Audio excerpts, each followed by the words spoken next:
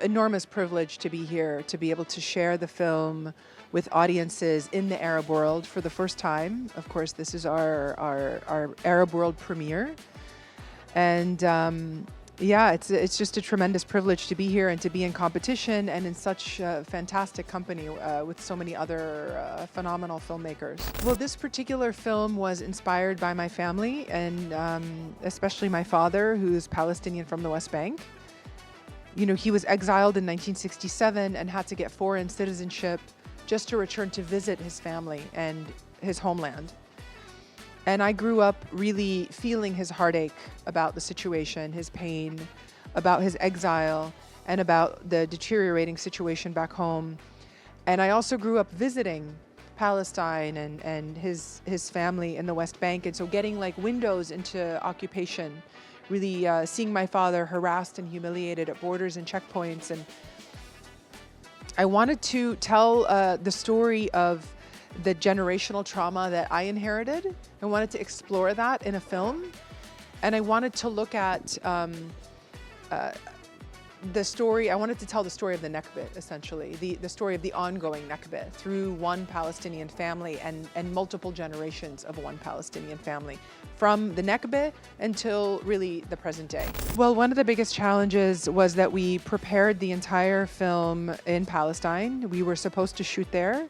We spent 5 months on the ground working with the crew, finding our locations, casting the film, doing all of the work that you do when you're in pre-production. And then the events of October 2023 forced us to evacuate.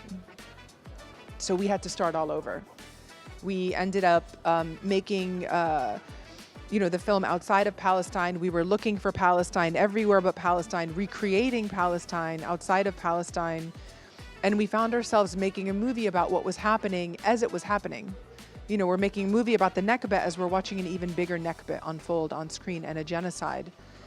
And I think it was just tremendously painful. You know, life and art merged, and some days we were filming scenes that looked a lot like the images that were coming out of Gaza. So it was a tremendously intense and emotionally draining film. You know, already the story is quite challenging. It's a very big cast. It's a very big crew. And we were in a state of crisis because of having to flee Palestine. We were in a financial crisis, a logistical crisis.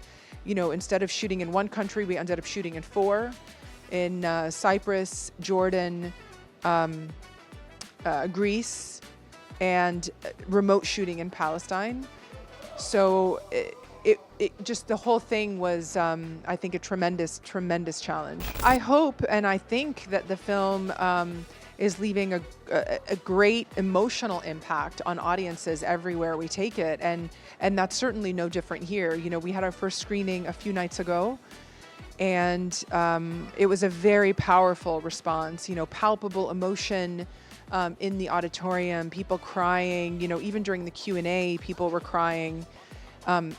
People come up to me afterwards and cry in my arms. It's almost like a beautiful catharsis. I do have a number of upcoming projects. I don't feel entirely ready to talk about them yet, but I will say one is a love story.